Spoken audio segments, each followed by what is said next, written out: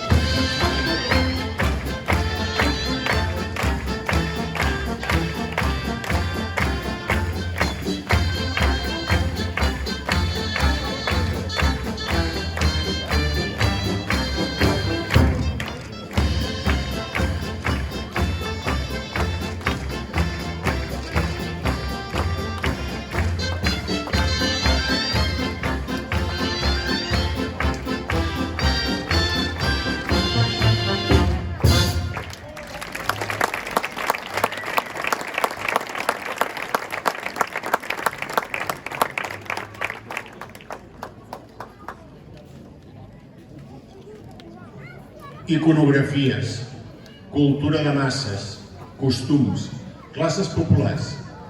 La cultura popular ha esdevingut per a la Bisbal la màxima expressió social, transmesa de manera oral, immaterialment i materialment. Ens ha servit com un dels factors distintius més propis del nostre municipi, plasmant valors, tradicions, creences i costums, amb tota la seva singularitat bisbalenca i amb tota la popularitat social com a component principal.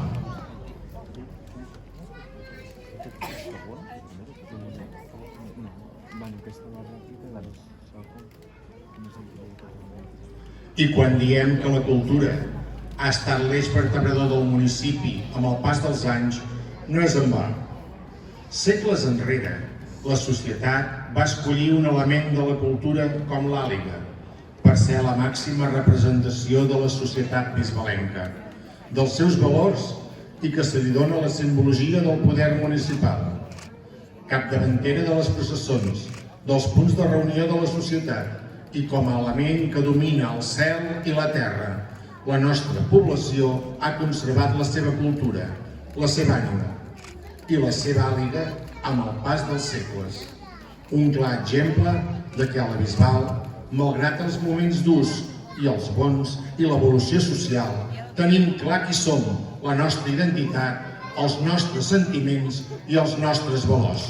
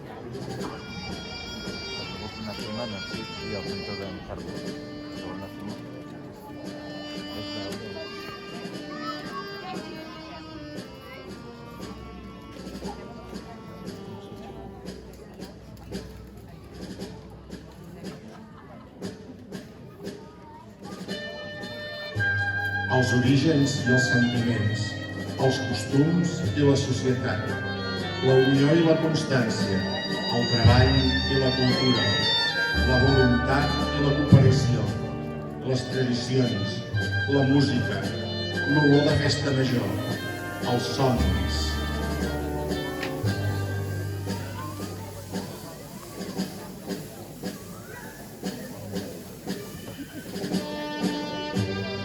Els somnis de la societat que han ajudat a avançar i ser qui som, a picar pedra per aconseguir allò que estimem i que han construït la nostra identitat, la nostra felicitat i el nostre dia a dia.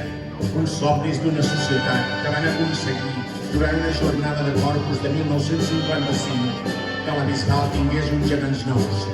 Uns gegants sorgits des dels fonaments més íntims de les mans i la il·lusió dels bisbalens i les bisbalenques.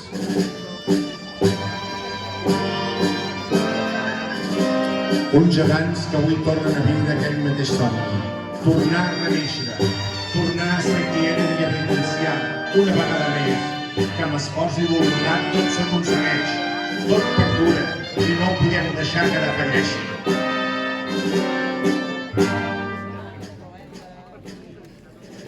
Durant tots aquests anys he esperat aquest moment, renéixer al teu costat, veient que res ha canviat.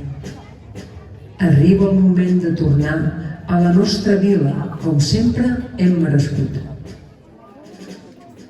Agafa't a mi i avancem junts de nou cap a una nova vida a la Bisbal. Més units que mai i amb la il·lusió i l'amor que per sempre ballarem plegats en la nostra ciutat.